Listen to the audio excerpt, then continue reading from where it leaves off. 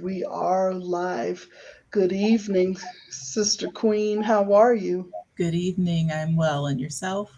Good. And happy Kummba 365. I'm really digging these first Thursdays that we have to look forward to where we can uh, be not so intense, but really focus on creativity and the arts in all forms. So, what are we in for this evening?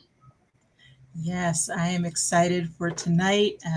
This is a speaker that was just recently shared. I believe she performed at the Black Renaissance at NAU and apparently blew folks away. So I am very much looking forward to hearing what she has to share with us tonight. As a reminder for folks, Kummba 365 is part of our commitment to living out the principles of Kwanzaa 365 days a year. And we're doing it monthly to celebrate the principle of Kummba, which is creativity. I want to put that shout out and the call out to the community that if you are or know a Black poet, writer, musician, artist of any kind, please get them in touch with us so we can invite them to also participate in these programs. Otherwise, you'll be hearing from me and you'll get tired of me one of these days. So let us know who's out there so we can fill this program up with a multitude of voices showing Black creativity in all its forms. With that, I'd like to introduce you all to Miss Makayla Wilbon. Kayla, Hi. welcome. Thank you for having me. Absolutely. Would you like to just give us a brief introduction of yourself? Tell us who you are, what you do, all that good stuff. So, my name is Makayla Wilbon. I am a freshman at Northern Arizona University. I'm studying aerospace engineering with a minor in exercise science. I started doing poetry when I was like 10. My poetry really comes from like my experiences life, and then it also comes from like if I'm upset or angry, it's a way for me be to lash out, but in a creative way. So I turn my pain into poetry, and I just really like enjoy doing poetry. I've been doing it for years, and I'm really excited to share this piece that I wrote because it really does touch a lot of people, and I feel like this one a lot of people can relate to because a lot of people go through it. So yeah, I'm very excited. Not also am I a poet, but I'm also a singer, and I am also an athlete. So that's a little bit about me. That's amazing. Thank you for sharing that. And we are so excited to hear this piece. So please take it away. Okay, so my piece is called Pain. Built on anger, my soul begins to boil. Men being men in society acting upon their ego. Lost for words and stuck in society where men's egos can't be tamed. It's okay to degrade a woman, but when she stands up for herself, they begin to fear and they judge and bash her. My anger comes from men who wasn't raised right or was but forgotten what their mother instilled in them. Broken from the pieces, forgetting that the next has to pick them up. Crying at night, remembering the words that they say, they were like blades from the knife I used to cut myself with. Feeling less of myself and broken from the pain, understanding that I would never be the image that you want me to be, but of what God created me to be. I'm sorry that I'm too woman enough for you. I'm sorry that you decided to hate me when I didn't need the hate, but thank you for seeing the beauty in me. So, since you're hating on me, let me introduce myself. I'm that woman. My anger is so deep that even when I cry, I still feel empty. I am the woman who prays at night for the lost souls, knowing that I am one. I am the woman who wipes every tears, but still remember every heartache. I'm still a woman of God who's connected on a spiritual level that I have to pray before I speak or my mouth becomes evil.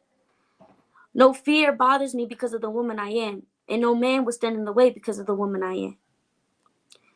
Learn to be wise and to be patient, because one day you will become a husband, a provider, someone who has to look out for others with care, kindness, and love. So treat every woman with respect and know that when you talk to one, that it reminds you that you were birthed by one.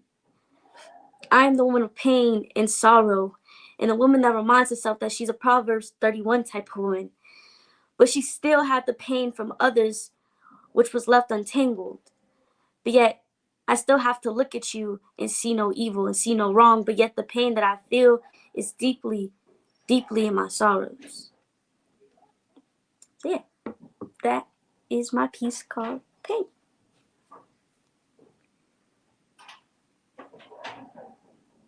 Uh, yeah, that is my piece. Beautiful. Absolutely beautiful. That thank you so much for sharing that. I was listening and just riveted with some of the words and some of the phrases that you put in there. And that was a word. That was a word for sure. I loved the phrase learn to be wise and to be patient. Uh, so when you are writing, moments or experiences, or is it just kind of an outflowing of some of what you've been feeling? So when I write my poetry, I do feel everything that I write about is how I feel in that moment.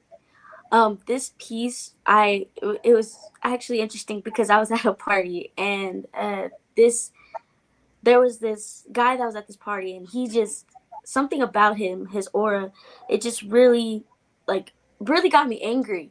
And so as I started writing, I began to think about, like, okay, like there's a lot of, like, men out here, especially I go to NAU, so there's a lot of men out here that are very high egotistic, and it's very hard for me to kind of not say nothing because, like, I was raised around men and I have all brothers and I'm the only girl. So when I see men disrespect women, it's just like, why? Because, the anger just flows. But when you get disrespected, then you feel like, oh wow, like she's rude, or she's this, or she's that. But when you do it, you see no problem with it. You think it's funny.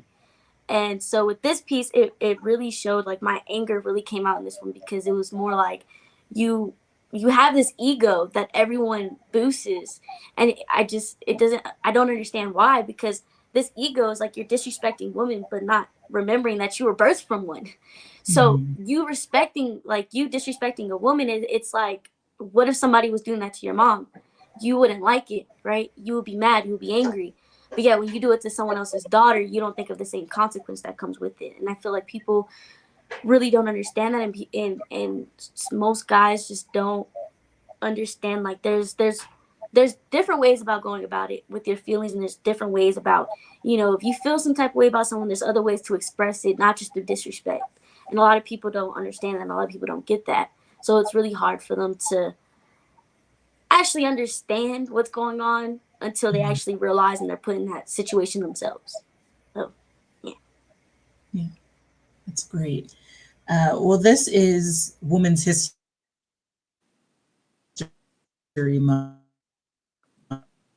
that we're entering into right on the. Are there any other poets or artists, female poets or artists that have inspired you or who you're just a big fan of? I am a really big Lauryn Hill fan. I've been watching Lauryn Hill since I was about like 7 or 8. She really inspires me a lot. And even before her music was poetry. And then she turned it into music. So that really inspired me.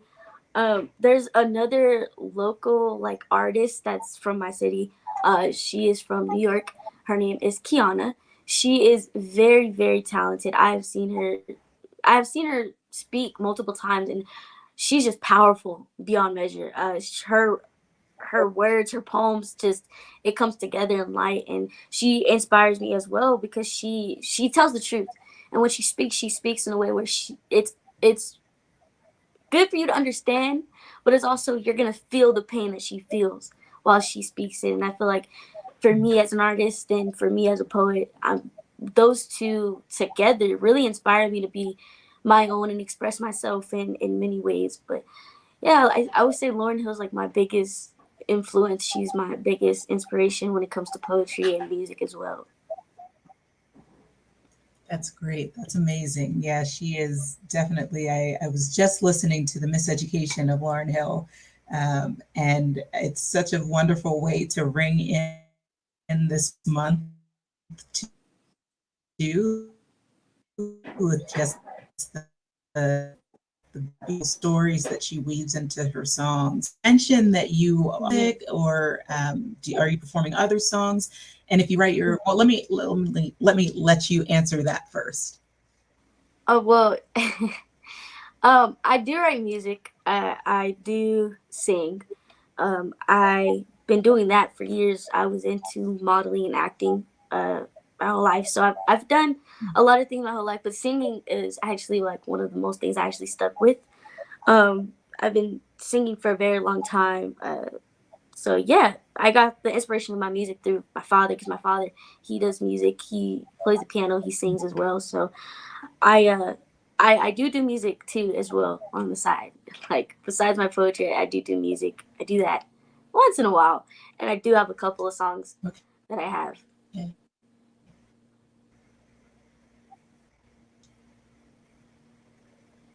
All right. So with your music and writing your own songs, is it coming from that same place of where your poetry comes from?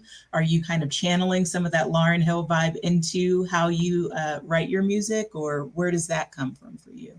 So my music inspiration, it really comes from my daily life, like what I see, like what I experience. It's a little different than my poetry. With my poetry, it's more like it's a way to express my anger without having to actually open my mouth and be disrespectful. Whereas with music, it's more like if I have an inspiration or if I have a flow and it comes to me, it's like, it's kind of like I get like this little spark and I just start singing and it'll just randomly come to me. But mostly with my music, I do get it inspired by Lauryn Hill, but I also get it inspired by a lot of things that happen around me and a lot of things that happen inside my life as well. Mhm. So, what do you think is the power or the gift of creativity for yourself and for a broader community? Why is that so powerful, do you think? I feel like the power of creativity is how you see it and how you mold it into your own. I feel like with creativity, it's anyone can be creative, um, depending on you know what you've experienced or what you've gone through, or even what you've seen growing up. Creativity comes in a lot of different ways, and for people that are shy, people that are really low or down to earth, their creativity might be different than others that are outgoing, that are more talkative, more understanding. Like it's just your creativity could come from anywhere. But I feel like the power in creativity is knowing your art and knowing what to do with your art and how to form your art into you. When I do my poems, I form my art into me. So when I speak, you see me as I speak. And I feel like that is the power of creativity, is when you can express yourself to others and others can see you through your music and through your poems and through everything that you do.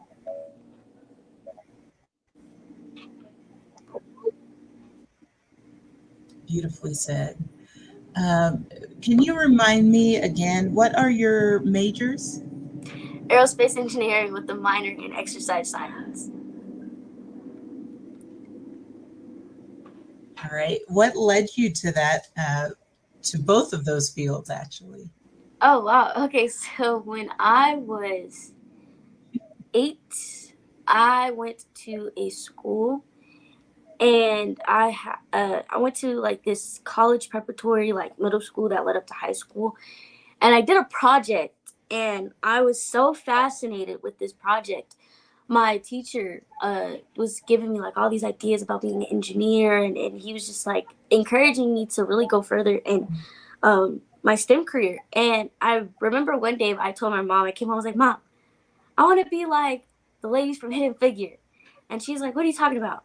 And I was like, before the movie even came out, I actually knew about them. And it was a my mom growing up, she taught us a lot about, our Black history, and she taught us, because she used to be a history teacher, so she taught us a lot about Black history, and the first Black woman to go to space, and the first Black woman, to be a mathematician. And for me, I always like really looked up to that because that's something I wanted to be. I was a nerd growing up, so everything that I wanted to do was just math and science. And so as I got older, I started looking more into it, and I started building, I started designing, and then eventually I was like, I can actually do this for a living.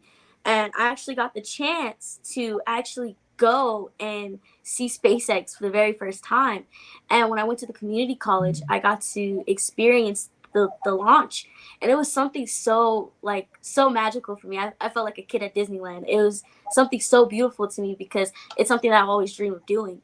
And I've always dreamed of going to space and exploring, and just bringing life back, and exploring more than beyond this universe. And I feel like with me, it was just something I was really deeply passionate about, that I still am. And so aerospace engineering just came flowing to me. I wanted to do physics. So with that, I just wanted to build planes, and then I wanted to create spacecrafts. And so I have been really like into that aspect of aerospace engineering. So that is what I'm going to school for. And so for exercise science, it was really funny because as an athlete, I get this a lot. A lot of athletes want to go for their physical therapy major. And for me, the reason I wanted to be a physical therapist was because growing up, I've always been fascinated with doctors. I've also been fascinated with like exercise science doctors specifically. And I've always loved going to like my physical exams because they were so much fun to me. And one day I told my mom, I was like, I want to work for the NBA. She was like, you have really big goals. And I was like, yeah, I do. But I wanted to work with athletes because I know what it's like to be an athlete, and I know what it's like to have the struggle of, breaking your leg and um, going through conditioning, and just trying to get back in shape and trying to get back to yourself, because that was me. About 7 months ago, I broke my leg and I couldn't play basketball anymore, and it was really hard for me to come back and get back in the groove and get back into things. I'm still learning how to condition. I'm still learning how to operate with my leg, and it's still a lot for me. But at the same time, it's like I also wanted to help others, because I know what it's like to feel like you're lost, that to feel like I'll never get back to normal. But there's a lot of athletes that have broken their legs, broken bones, and now they're playing in the NBA, or they're playing in the MLB. And so it's, for me, I just want to bring that hope back to athletes, like, hey, and even not even just athletes, but to people, outside of being an athlete, like, you can get back to your normal self, your normal ways, if you condition, you train, and you just get your body right, and get that, and get that physical fitness back. Because for a lot of people, it's really hard for them, and they lose hope. And I was that person. I lost hope with basketball, and now it's like I'm starting to get back into the groove of things, and trying to get back to my old self. But yeah, those two careers separate, it's just really, really inspiring to me, not only just to help others, but also to inspire others to go reach beyond the stars. You don't have to just be a doctor. You don't have to just be a psychologist. You can be anything you want. And my mother always used to tell me, the stars, it's the limit. There's nothing you can't get, nothing you can't achieve. um Shout out to mom. She has like 7, 8 degrees, so she uses each and every one of them to her advantage and her benefit. And that's also another inspiration of why I go so hard for both the degrees I love, because it's like I just want to really just go out and just help other people, and get people to understand it's more than just what people are trying to box you into. So yeah. Beautiful. Well, you are certainly a very inspiring young woman, and it sounds like you have a lot of inspiring figures in your background, and going along with you on this journey. So, thank you so much for sharing your poetry with us tonight. Thank you for sharing your inspiring words about reaching for the stars and knowing that the sky is not the limit, but there is so much beyond um, what we often limit ourselves to. Um, Yes. we are so thankful to you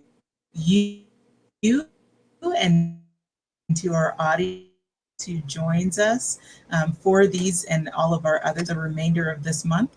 As we talk about so many other topics. And Miss Kayla, I welcome you to come back and join us and just tune in if you get the chance in between your studies, but to watch some of the conversations that we'll have. And certainly we would love to have you back on another Kumbah 365. Miss Bernadine, I wasn't sure if you had We any will. closing remarks, comments, questions. I'm just blown. That's all I have to say. And I am pretty sure, I'm very confident that we are going to, the world is going to know Miss Makayla. And I am glad that we will be able uh, to say that we had her first here on the Lived Black Experience um, live stream. Um, Very inspiring. And yeah, you just got to come back, little sis. You just have to come back and grace us again. I Would you definitely happen will. to have one more piece that you can share with us to close us out? I actually do. Um, Okay. So we'll let you take us out, and but definitely we know that we will definitely have you back on again. Thank you guys, and thank you guys so much for the opportunity as well. So this piece is called "My Woman." Um, this piece is a little bit about me, a little bit about my style. So here we go. I am woman. Hear me roar in two numbers big to ignore. I know too much to go back and pretend. 19 and my world feel like it's crashing. Lost in love in school and my image that I being to lose myself is something I can't fathom. My woman is no different from your woman, but my raw is no different from your raw.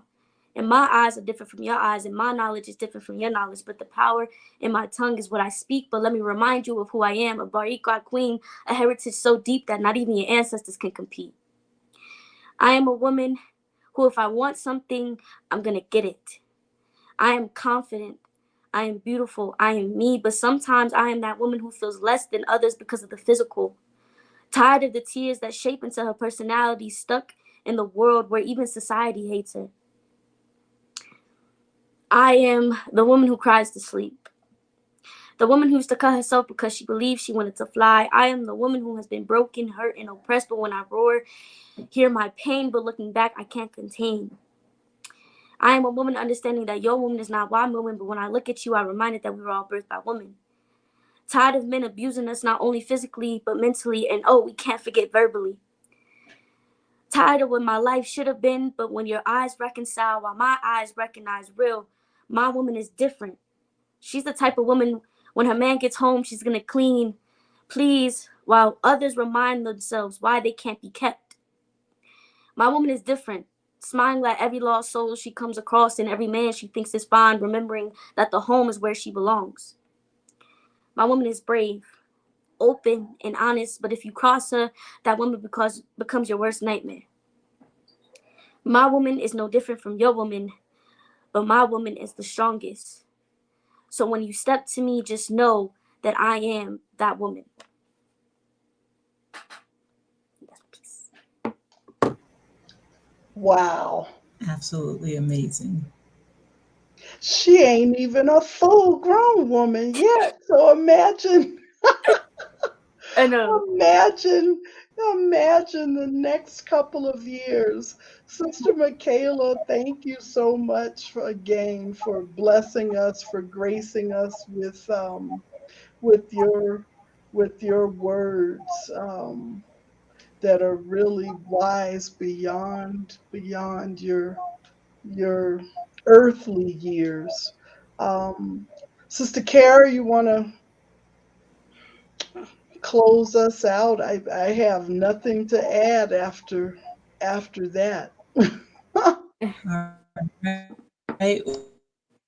Well, thank you again, young sister. We know you all the places that you are going to go.